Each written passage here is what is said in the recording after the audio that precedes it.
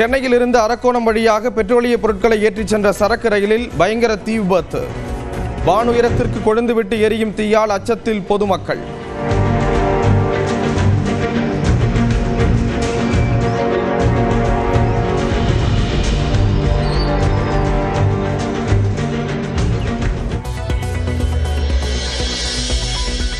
திருவள்ளூர் அருகே சரக்கு ரயில் தீப்பற்றி எரியும் நிலையில் சென்னை சென்ட்ரலில் 8 ரயில்கள் ரத்து.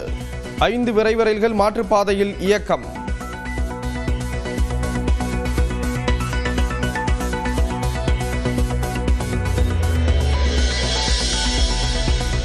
தீப்பிடித்த 5 பெட்டிகளையும் சரக்கு ரயிலில் இருந்து அகற்றி தீயை அணைக்கும் பணி தீவிரம்.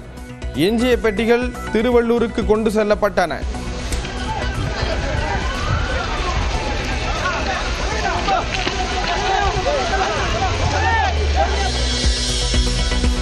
ரயில் சேவைகள் பாதிக்கப்பட்டுள்ளதால் திருவள்ளூரிலிருந்து சென்னை அரக்கோணம் மார்க்கத்தில் 20க்கும் மேற்பட்ட சிறப்பு பேருந்துகள் இயக்கம்.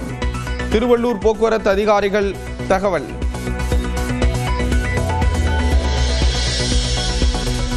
சரக்கு ரயில் தீப்பிடித்த இடத்தில் ஆய்வு செய்த அமைச்சர் நாசர்.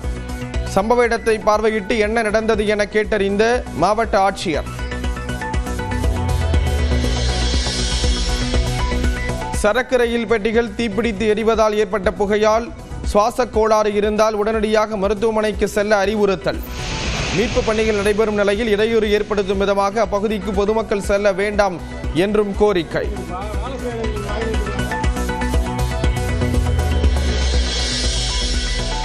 செஞ்சிக்கோட்டைக்கு யுனெஸ்கோ சின்னம் என்ற அங்கீகாரம் கிடைத்தது பெரும் மகிழ்ச்சி. தமிழ்நாட்டின் கலாச்சார பாரம்பரியத்திற்கு பெருமிதமான தருணம் என முதலமைச்சர் மு க ஸ்டாலின் எக்ஸ் பக்கத்தில் பதிவு. தமிழ்நாட்டில் அதிமுக பாஜக கூட்டணி அரசு அமையும் என மத்திய உள்துறை அமைச்சர் அமித்ஷா மீண்டும் உறுதி. தனி பெரும்பான்மையுடன் அதிமுக ஆட்சி அமைக்கும் என எடப்பாடி பழனிசாமி திட்டவட்டம். வருகிற சட்டமன்ற தேர்தலில் அனைத்து இந்திய அண்ணா திராவிட முன்னேற்ற கழக கூட்டணி அதிமுக பெரும்பான்மையான இடங்களிலே வெற்றி பெற்று தனி பெரும்பான்மையோடு ஆட்சி அமைக்கும். அதுக்கு இங்க இருக்கிற பண்ருட்டியில் இருக்கிற நகர மக்களே சாட்சி. லாக்அப் மரணங்களால் பாதிக்கப்பட்ட குடும்பத்தினரை பனையூரில் சந்தித்த தவேக தலைவர் விஜய். கட்சி தொடங்கிய பிறகு முதல் முறையாக சென்னையில் இன்று நடைபெறுகிறது விஜய் தலைமையில் ஆர்ப்பாட்டம். சாமி, திருப்பாச்சி உள்ளிட்ட படங்களில் வில்லனாக நடித்து மிரட்டிய பிரபல நடிகர் கோட்டா சீனிவாச ராவ் மரணம். உடல்நலக் குறைவால் ஹைதராபாத்தில் சிகிச்சையில் இருந்த நிலையில் காலமானார்.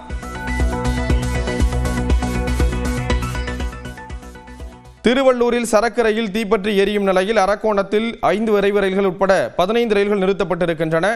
கூடுதல் தகவல்களை நமது செய்தியாளர் சிவா வழங்க கேட்கலாம். சிவா, விவரங்களை பகிர்ந்துக்கலாம். நிச்சயமாக அரக்கோணத்தில் திருவள்ளூர் மாவட்டம் ரயில் விபத்து காரணமாக ரயில் தீப்பற்றியது காரணமாக அரக்கோணத்தில் 5 வீரர்கள் உட்பட 15 ரயில்கள் அங்கங்கே நிறுத்தி வைக்கப்பட்டுள்ளது. இதன் காரணமாக ரயில் பயணம் செல்லும் பயணிகள் கடும் அவதிக்குள்ளாகின்றனர். குறிப்பாக சொல்ல போனால் காட்பாடி மார்க்கத்திலிருந்து சென்னை செல்லக்கூடிய கோயம்புத்தூர் எக்ஸ்பிரஸ், சேரன் எக்ஸ்பிரஸ் மற்றும் ஆந்திராவில் இருந்து அரக்கோணம் வழியாக செல்லக்கூடிய எழும்பூர் எக்ஸ்பிரஸ் உள்ளிட்ட ரயில்கள் அங்கே நிறுத்தி வைக்கப்பட்டுள்ளது. மேலும் காட்பாடி ரயில் நிலையத்தில் அங்கங்கே ஒரு சில ரயில்கள் நிறுத்தி வைக்கப்பட்டதால் பெரும் அவதிக்குள்ளாகியுள்ளனர் பயணிகள்.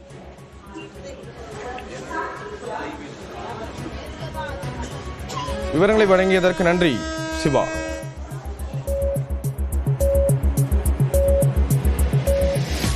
தமிழ்நாட்டில் 17 இடங்களில் நேற்று வெயில் சதமடித்த நிலையில் சென்னையில் மட்டும் மழை வெளுத்து வாங்கியது.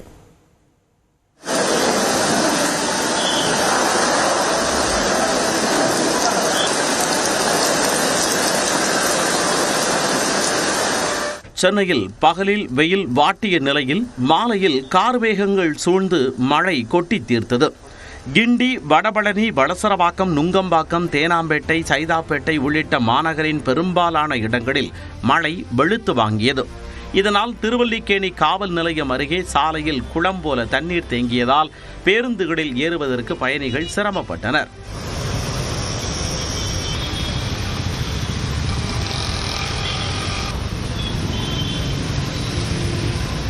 ஓமந்தூரார் மருத்துவமனை அருகே வாலாஜா சாலையில் மழைநீர் தேங்கியதால் வாகன ஓட்டிகளும் அவதியடைந்தனர். இதேபோல சென்னை பூந்தமல்லி, மாங்காடு, குன்றத்தூர், குமணஞ்சாவடி, திருவேற்காடு உள்ளிட்ட பகுதிகளிலும் கனமழை பெய்தது.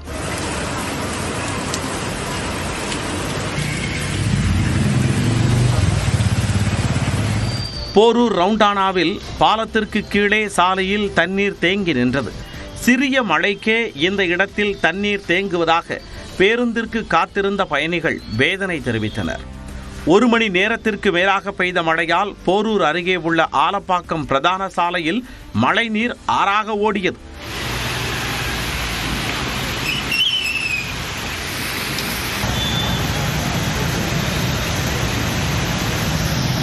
மதுரவாயல் புறவழிச்சாலையில் உள்ள சர்வீஸ் சாலையில் மழைநீர் தேங்கியதால் வாகன ஓட்டிகள் தத்தளித்து சென்றனர். மழையால் கோயம்பேடு மதுரவாயல் சாலையில் 5 கிலோமீட்டர் தூரத்திற்கு கடும் போக்குவரத்து நெரிசல் ஏற்பட்டது.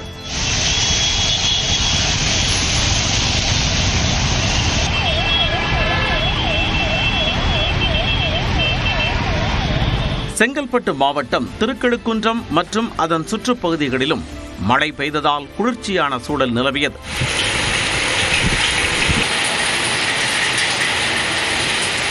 காஞ்சிபுரத்தில் மழைக்கு பிறகு தோன்றிய வானவில்லை மக்கள் மகிழ்ச்சியுடன் கண்டு ரசித்தனர்.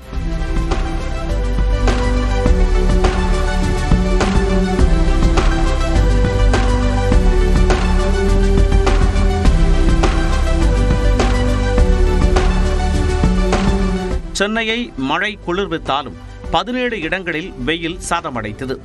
அதிகபட்சமாக மதுரை விமான நிலையத்தில் 107 டிகிரி ஃபாரன்ஹீட்டும், மதுரை நகரில் 105 டிகிரி ஃபாரன்ஹீட் வெப்பமும் பதிவானதாக வானிலை ஆய்வு மையம் தெரிவித்துள்ளது.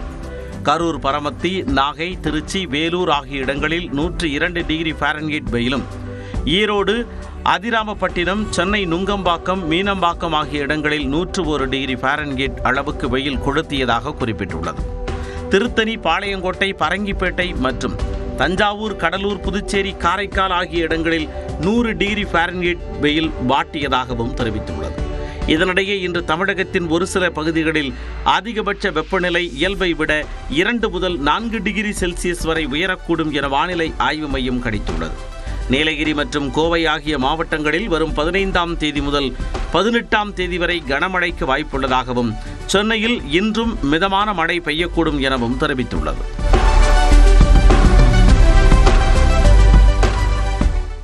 அகமதாபாத் ஏர் இந்தியா விமான விபத்துக்கு என்ஜின்களுக்கு எரிபொருள் விநியோகம் தடைப்பட்டதே காரணம் என அறிக்கையில் கூறப்பட்டிருக்கும் நிலையில், விமானிகளை குற்றம் சாட்டும் வகையில் அறிக்கை பாரபட்சமாக இருப்பதாக இந்திய விமானிகள் சங்கம் தெரிவித்துள்ளது. அகமதாபாத்தில் கடந்த ஜூன் 12ஆம் தேதி ஏர் இந்தியா விமானம் விபத்துக்குள்ளான சம்பவத்தில் பயணிகள் உட்பட 260 பேர் உயிரிழந்தனர். விபத்து தொடர்பாக விமான விபத்து புலனாய்வு பிரிவு நடத்திய விசாரணையின் முதற்கட்ட அறிக்கை வெளியான நிலையில், அதில் என்ஜின்களுக்கு எரிபொருள் விநியோகத்தை கட்டுப்படுத்தும் 2 சுவிட்சுகள் 1 வினாடி இடைவெளியில் செயலிழந்ததே விபத்திற்கு காரணம் என தெரிவிக்கப்பட்டுள்ளது. ஆனால் அகமதாபாத் விமான விபத்து தொடர்பான அறிக்கை வெளிப்படைத்தன்மையின்றி விமானிகளை குற்றம் சாட்டும் வகையில் பாரபட்சமாக இருப்பதால் அதனை ஏற்க முடியாது என இந்திய விமானிகள் சங்கம் தெரிவித்துள்ளது. விபத்து குறித்து அனுபவம் வாய்ந்த விமானிகளிடம் எந்த விசாரணையும் நடக்கவில்லை என தெரிவித்துள்ள விமானிகள் சங்கம், எரிபொருள் செல்லும் வால்வு ஆஃப் ஆனது இயந்திர கோளாறாக இருக்க வாய்ப்பு உள்ளதாகவும் தெரிவிக்கப்பட்டுள்ளது.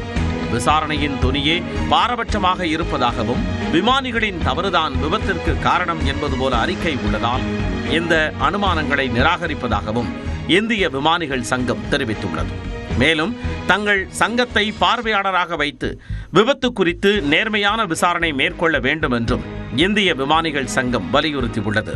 அதே நேரம் இறுதிக்கட்ட விசாரணை அறிக்கை வெளியாகும் வரை விமான விபத்து குறித்து எந்த முடிவும் எடுக்க முடியாது என மத்திய சிவில் விமான போக்குவரத்து அமைச்சர் ராம்மோகன் நாயுடு தெரிவித்துள்ளார். Regarding the report, this is a preliminary report right now, and from the ministry we are analyzing the report, but I think it would be better if we can comment on it once the final report comes in. இது தவிர விமானத்தின் என்ஜின்களுக்கு எரிபொருள் விநியோகம் செய்யும் சுவிட்சுகள் எவ்வாறு தானாக செயலிழக்கும் என்பன உட்பட பல்வேறு கேள்விகள் எழுகின்றன. அதில் முதலாவதாக, என்ஜினுக்கு எரிபொருள் விநியோகிக்கும் சுவிட்சுகள் தானாக ஆஃப் செய்ய முடியாது என்றும், பாதுகாப்பு அம்சங்களுடன் கூடிய சுவிட்சுகளை விமானிகள் மட்டுமே ஆஃப் செய்ய முடியும் என ஓய்வு பெற்ற விமானப்படை விமானி ஏசான் காரித் தெரிவித்துள்ளார். அதேபோல விமான விபத்தன்று கேப்டன் சுமித் சர்பாவால் மற்றும் முதல் அதிகாரி கிளைவ் குந்தர் தங்களுக்குள் பணியை மாற்றிக்கொண்டது கேள்வியை எழுப்பியுள்ளது. மேலும் விபத்திற்கு முன்னதாக இரு விமானிகளும் எரிபொருள் ஸ்விட்ச் கட் ஆஃப் குறித்து தங்களுக்குள் கலந்துரையாடியதாக அறிக்கையில் கூறப்பட்டுள்ள நிலையில் விமானிகள் அதை மட்டுமே பேசினார்களா, அவர்களுக்குள் நடந்த மற்ற உரையாடல்கள் குறித்து அறிக்கையில் குறிப்பிடாமல் அதை மட்டும் குறிப்பிட்டு கூறப்படுவது ஏன் என இந்திய விமானிகள் சங்கம் கேள்வி எழுப்பியுள்ளது. அதேபோல் ஒரே சமயத்தில் 2 சுவிட்சுகளும் கட் ஆஃப் ஆவது அரிதானது என நிபுணர்கள் கூறும் நிலையில் 2018ஆம் ஆண்டு அமெரிக்க விமான போக்குவரத்து இயக்குநரகம் எரிபொருள் விநியோகத்தை கட்டுப்படுத்தும் சுவிட்சுகளால் ஏற்படும் பிரச்சனைகளை விமான விபத்து புலனாய்வு பிரிவு சுட்டிக்காட்டியுள்ளது. ஏர் இந்தியா விமான விபத்து குறித்து பல்வேறு கேள்விகள் எழும் நிலையில் இறுதிக்கட்ட விசாரணை அறிக்கையிலேயே அனைத்திற்கும் பதில்கள் கிடைக்கும் என எதிர்பார்க்கப்படுகிறது.